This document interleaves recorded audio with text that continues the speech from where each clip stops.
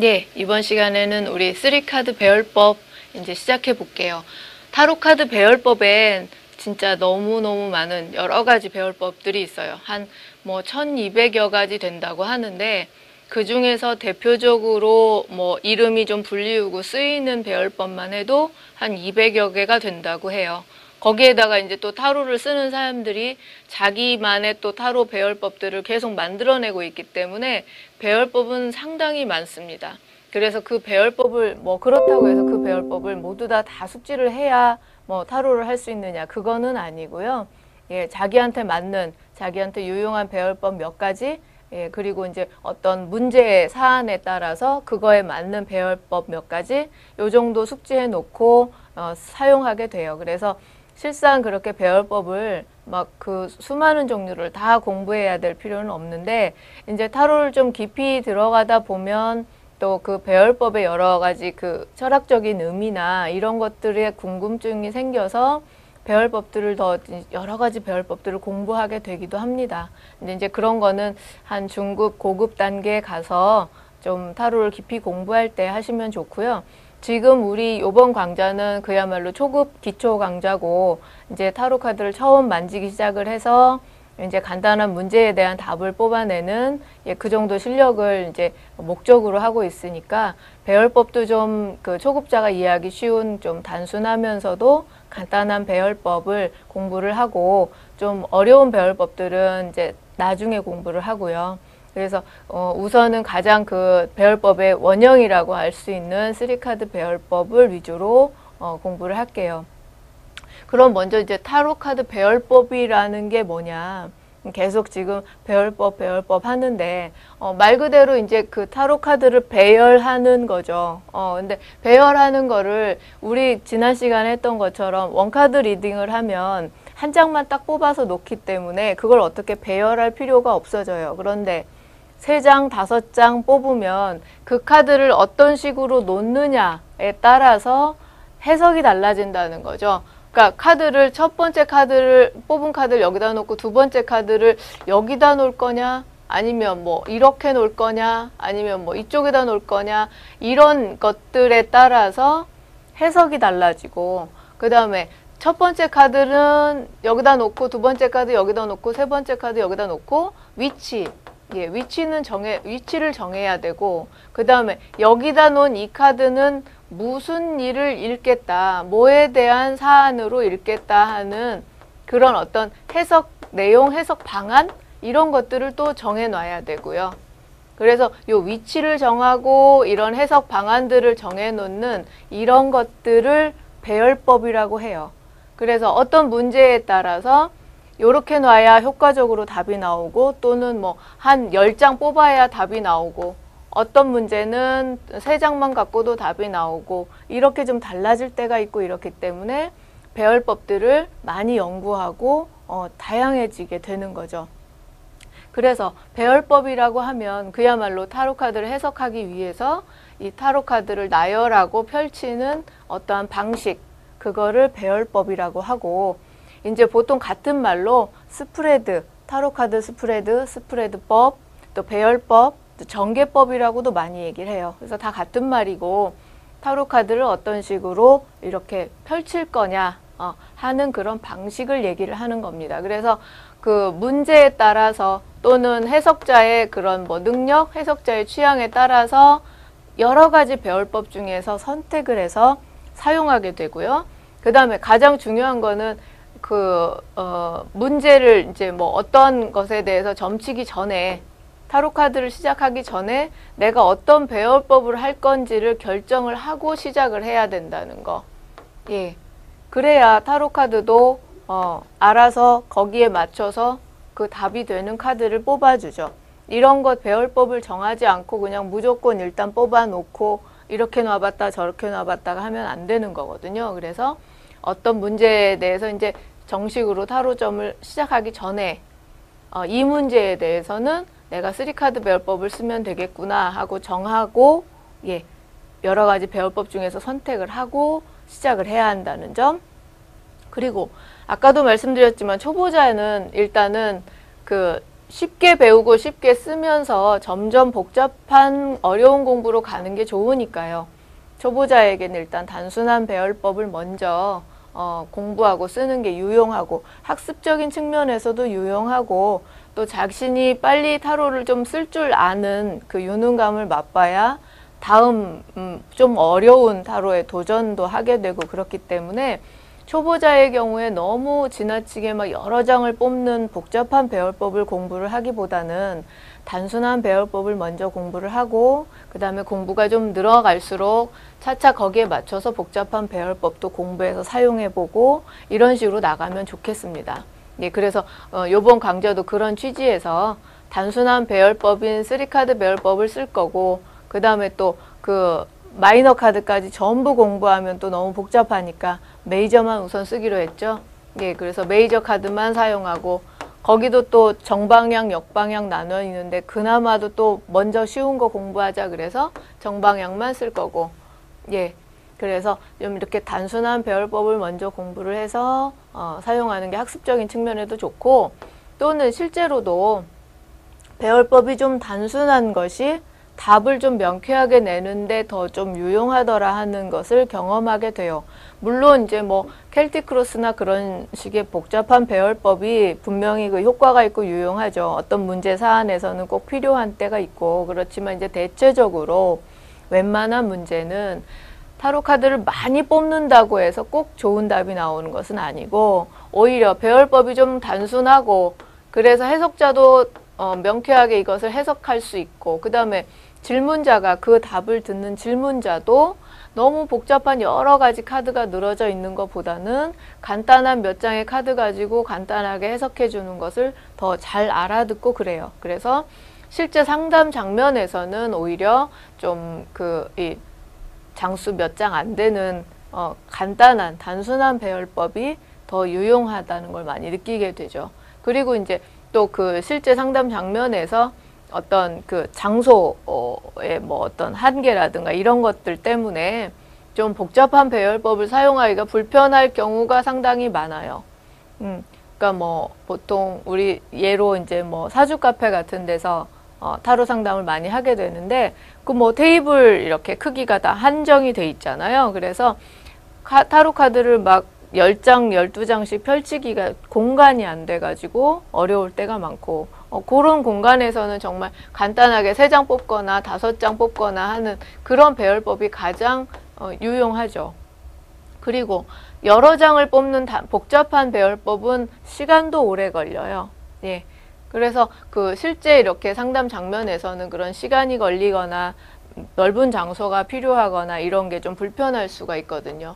그래서 그런 면에서도 좀 단순한 배열법들이 더 좀 유용하더라 하는 말씀 드릴 수 있고 그렇다면 이 단순한 배열법이라고 해서 그러면 그렇게 단순하니까 그렇게 쉬우니까 좀 무시해도 되냐 그거는 아니에요. 단순한 배열법이라고 해도 답은 오히려 명쾌하게 나오기가 쉬워서 더 유용하고 그 다음에 단순한 배열법이기 때문에 해석이 더 어려울 수도 있어요. 반대로 여러 장의 타로 카드를 놓으면 그 위치마다에 뭘 해석해야 되는지 그 해석 방안들이 다 정해져 있기 때문에 그 해석 방안에 맞춰서 얘기만 해주면 되는데 딱 3장만 가지고 어떤 사안에 대해서 얘기를 풀어주려고 하다 보니까 이 카드 여기에서 여기 카드에 그 이어지는 연결하는 말들 또 전체적인 타로 카드의 분위기를 읽어야 되는 것들 이런 식으로 오히려 타로 카드 한 장의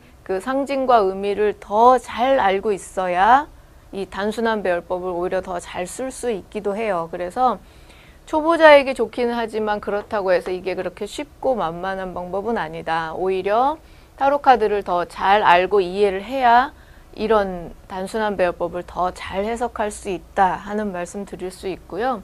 그래서 그래서인지 몰라도 타로를 좀 오래 하다 보면 처음에 공부할 때는 뭐 여러 가지 배열법들 다 사용해보고 하는데 오래 하다 보면 결국은 단순한 배열법으로 돌아오는 경우가 많아요. 예. 그래서 뭐 6장, 8장 이렇게 많이 펼치는 거를 하다가 결국에는 하다 그냥 3장 뽑는 게 제일 낫더라 해서 이렇게 단순한 배열법으로 돌아오는 분들이 많거든요. 그런 걸 봐서도 오히려 이런 단순한 배열법이 훨씬 더 뭔가 더 그 함축된 게 있고 유용하더라 하는 얘기를 할 수가 있죠. 그래서 지금 타로 카드 배열법에 이렇게 정말 많은 것들이 있다고 했는데 뭐 요번 시간엔 그것들을 다 공부하기는 어렵고요. 대체적으로 이런 이름들이 있다 정도만 알아두시면 될 것 같아요. 이제 저 배열법들을 다 상세하게 공부할 때가 오겠죠. 예, 중급 고급 단계 들어가면 다 공부할 일이 오겠죠. 요번 시간에는 이제 저런 배열법들의 이름들이 있구나, 저렇게 배열법들이 다양하구나 하는 정도만 알고 계시면 좋을 것 같아요. 갈림길 배열법 그러면 말 그대로 말에서 느껴지죠. 뭔가 갈림길에 놓여 있는 문제를 풀 때 좋겠죠. 그래서 카드를 놓는 모양도 갈림길식으로, 예, 여기가 현재고 여기서 이제 이쪽으로 가면 어떨까, 이쪽으로 가면 어떨까, 이쪽으로 가면 어떠나 어쩌냐, 결과 이런 식으로 해서 이쪽을 선택하면 이렇게 되고 이쪽을 선택하면 이렇게 되고 이런 식으로 갈림길을 갈라주는 그런 배열법이에요. 그리고 작은 십자가, 켈틱 크로스, 빠른 켈트 십자가 이런 거 다 이제 그 켈틱 크로스에서 변형된 배열법이에요. 그래서 켈틱 크로스는 지난 시간에 그 타로 시연해 드릴 때 10장 가지고 뽑는 법 잠깐 보여드렸죠. 그래서 켈틱 크로스 방법대로 아마 대충 이런 모양새가 돼요. 요 이제 켈틱 크로스 원래 방법이 있고 이게 이제 오래 걸리고 복잡하니까 작은 십자가 배열법에서 이제 요 정도만 단축해서 하던가 아니면 빠른 켈트 십자가 그래서 여기 결과가 나오는 요 부분만 단축해서 사용하던가 그래서 변형해서 배열법들이 나오고 있어요. 그리고 파노라마 배열법은 이름에서 좀 느껴지죠. 파노라마라고 해서 그야말로 좀 다양한 여러 장의 카드를 좀 많이 뽑아서 그 하나하나마다 그 문제의 사안들에 어떻게 해석해야 되는지 그런 방안들이 있어서 거기에 따라서 읽어주는 거고, 말발굽 모양 배열법 그러면 이 카드가 놓이는 그 모양새가 말발굽 모양으로 되기 때문에 그렇게 이름이 붙여지는 거고요. 또 양자택일 배열법도 아까 갈림길처럼 지금 현재가 이렇고 양자택일은 A는 이쪽에다 놓고 B는 이쪽에다 놓고 그래서 이제 어느 카드가 좋은지 봐서 이쪽이 좋으면 A를 선택하고 뭐 이렇게 해석을 해주는 거죠. 엘리먼트는 4장 가지고 뽑는 거. 그 마이너 카드, 마이너 아르카나 얘기할 때 마이너 아르카나를 구성하는 4가지 요소가 있다, 원소가 있다 말씀드렸었는데 여기에서 기초한 배열법이에요. 그래서 이렇게 4장을 펼쳐서 해석을 하게 되고, 오각형 배열법은 5장 쓰는 거겠죠. 그래서 펜타클 스프레드라고 그래서 5장 모양 놓게 되고, 육각형 별 모양 6장 써서 별 모양으로 놓고 하는 거고, 예, 또 1년 운세 배열법은 뭐 1년 총운 여기다 펼치고 그 다음에 이제 12장을 1월부터 이렇게 쭉 돌려서 12장을 놓게 돼요. 그래서 이게 1년 그 총운이고 1월의 운세, 2월의 운세 이런 식으로 한 13장 뽑아야 되죠. 예, 그리고 또 뭐 여기는 안 썼지만 피라미드 배열법, 예, 뭐 이런 것도 있어요. 그래서 밑에 현재 상황 3장 놓고 그 다음에 이제 앞으로 전개될 거 어떤 과정, 그 다음에 이제 결과, 예, 이런 식으로 피라미드 모양으로 놓는다 그래서 피라미드 배열법이라고도 하고, 이런 식으로 배열법이 뭐 정말 수도 없이 많아지죠. 그래서 이제 대충 여기 적어드리는 거는 타로 카드 책들을 보게 되면 많이 이렇게 나오는 용어예요. 그래서 이런 배열법들이 여러 가지가 있구나 하는 정도만 아시면 되겠고, 우리가 이제 공부해야 되는 건 이 수많은 배열법 중에서 가장 어떤 원형이 될 수 있고 기본이 될 수 있는 3카드 배열법을 공부하겠다는 거죠.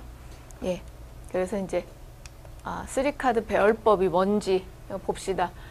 일단 3카드 이름 그대로 3장 쓰는 거예요. 3장 카드를 뽑아서 그거를 놓고 해석을 하는 거고, 타로 카드 배열법의 원형이라고 할 수가 있고, 배열법의 가장 기초적인 거죠. 그래서 초보자도 쉽게 배울 수 있고 또 바로 사용할 수 있고 그래서 굉장히 용이하고 뭐 이렇게 뭐 넓은 장소나 시간 이런 거에 제약 없이 간단하게 어디서나 할 수 있어서 유용하고 그 다음에 이제 그 메이저 아르카나만 사용해도 되고 또는 이제 마이너까지 다 해서 전체 다 사용해도 돼요. 앞에 말씀드린 뭐 켈틱 크로스나 그런 배열법들 장수 굉장히 많이 뽑는 12장, 13장 뽑는 그런 배열법은 메이저만 갖고 쓰기는 조금 단점이 있어요. 메이저만 가지고 써서 안 된다는 법은 없지만 메이저 카드가 총 22장밖에 안 되는데 이 카드 다 나열하고 나면 너무 모든 카드가 다 나오게 되잖아요. 그래서 이제 이렇게 장수가 많은 배열법을 쓸 때는 마이너까지 해서 타로 카드 전체를 쓰는 게 좋고 이렇게 3장 쓰는 3카드 배열법은 메이저만 사용해도 좋다. 그리고 간단한 질문에 대한 어떤 명쾌한 답을 구할 때 가장 좋아요. 그리고 물론 복잡한 질문에도 쓸 수가 있습니다만 이렇게 3카드 배열법을 쓸 때는 질문이 좀 복잡하거나 여러 가지가 묻고 싶으면 질문을 쪼개서 질문을 단순화시켜서 이거 묻고 이거 묻고 이거 묻고 이렇게 하면 되죠. 물론 배열법이 복잡한 그런 배열법에서는 어떤 크게 큰 질문을 하나 던지면 거기에 대해서 이제 세부적으로 뭐 현재 상황이 어떻고 숨겨진 내 마음이 어떻고 주변 환경이 어떻고 뭐 타인의 시선이 어떻고 골고루 나와요. 그렇기 때문에 큰 주제 하나만 던지면 뭐 필요한 얘기들은 다 들을 수 있지만 이 3카드 배열법에서는 그렇게까지 다 조목조목 얘기해 주기가 어렵거든요. 그렇기 때문에 그런 것까지 알고 싶으면 질문을 쪼개서 해주면 되죠. 그래서 질문을 쪼개서 여러 번 물으면 필요한 답은 다 얻을 수 있다. 얘기할 수 있고 그래서 이렇게 뭐 큰 주제를 하나 던지는 식으로 모호한 질문에는 맞지 않고 구체적으로 딱 답이 나올 그렇게 질문을 좀 단순화시키고 구체화시켜서 질문을 해줘야 돼요. 그래서 뭐 그냥 막연하게 언제쯤이나 뭐 좋은 결혼을 할 수 있으려나 뭐 이런 식으로 질문하기보다는 지금 만나는 사람하고 결혼해도 좋을까? 뭐 올해 안에 뭐 결혼할 수 있을까? 뭐 이런 식으로 딱딱 잘라서 물어봐 줘야 되는 거죠. 그래서 이 3카드 배열법은 단순하고 간단하지만 질문의 제약은 없어요. 뭐 어떤 질문을 해도 되니까 질문만 잘 한다면 답을 상당히 잘 뽑아낼 수 있는 유용한 방법이 됩니다.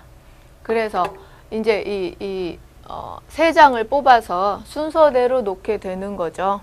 그래서 첫 번째 카드 좀 왼쪽에 놓고 두 번째 카드 여기다 가운데 놓고 세 번째 카드는 여기다 놓고 그래서 첫 번째 카드는 과거 그다음에 이게 이제 지금 현재 모습 그다음에 이건 이제 결과 미래이면서 답 어떻게 되겠다 하는 거죠. 그래서 어떤 질문에 대해서 지금 현재 입장은 가운데 이거고 이것과 연결해서 약간의 과거 아주 먼 과거는 아니고요. 이 질문과 연결해서 현재의 모습과 연결해서 약간의 과거 그래서 이렇게 두 개가 이제 지금 현재 어떤 모습이라고도 볼 수 있죠.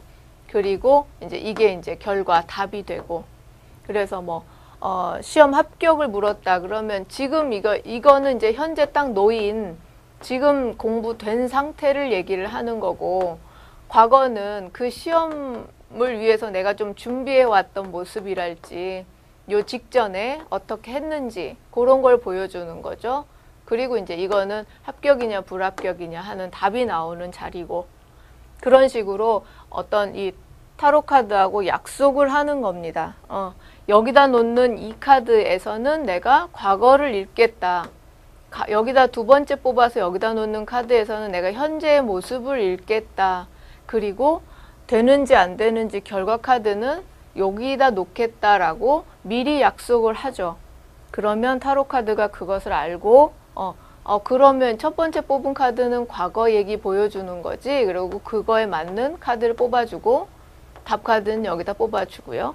예, 그런 식으로 그 해석자와 타로 카드하고 어떤 약속을 하는 겁니다. 배열법은. 예, 그래서 해석자가 이 약속을 지켜야 되죠. 그리고 미리 이 문제를 물어보기 전에 내가 이런 식으로 해석을 하겠다라는 거를 생각하고 있어야 타로 카드도 그게 맞춰서 이렇게 뽑아주죠. 이거를 이제 이건 일종의 약속이고 규칙이기 때문에 이런 문제, 똑같은 문제를 풀 때는 항상 이런 방식으로 해야지, 어떨 때는 이렇게 뽑아서 이렇게 해석을 했다가 또 어떨 때는 이쪽 거를 현재 모습으로 읽고 여기를 답으로 읽고 뭐 여기를 과거로 읽어야지, 그런 식으로 막 이거 규칙을 막 바꿔버리면 타로 카드도 거기에 못 맞추기 때문에 답이 혼동이 돼요. 그러니까 이런 규칙은 정해놓고 규칙을 맞춰주는 게 좋죠. 물론 이거는 이제 이 규칙이라는 것이 이런 통용되는 규칙에서 시작이 되지만 가장 중요한 건 해석자 자신, 자신이 정한 규칙을 자신이 잘 지켜주는 게 중요하고, 그래야 타로 카드도 헛갈리지 않고 그거에 맞는 카드들을 뽑아준다 할 수 있어요.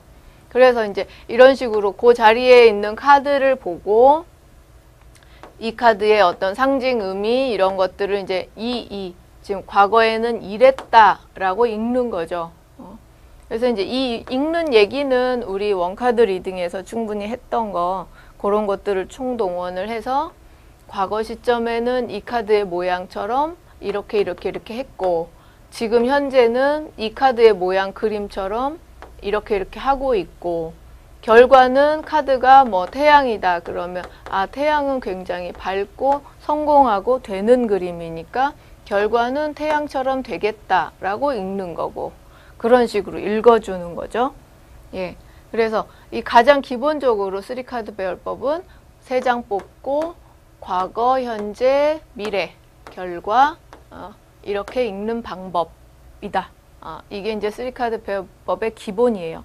근데 3카드 배열법이라고 해서 그러면 딱 이 과거, 현재, 미래만 있느냐? 그건 또 아니에요. 여기에서 3장 뽑는 데에서도 여기에 그런 해석 방안이 조금씩 달라져서 문제에 따라서 문제의 그 유형에 따라서 여기 해석하는 방안들이 좀씩 달라져서 여기에서도 또 종류가 여러 가지가 나오게 돼요. 그래서 통상적으로 웬만한 문제, 일반적인 질문에는 과거, 현재, 미래로 해석을 해주는데, 또 문제의 사안들이 좀 다른, 과거, 현재, 미래 가지고 얘기가 안 되는 그런 문제일 경우에는 그 문제의 유형에 맞는 또 이런 해석 지침들이 달라진다는 거죠.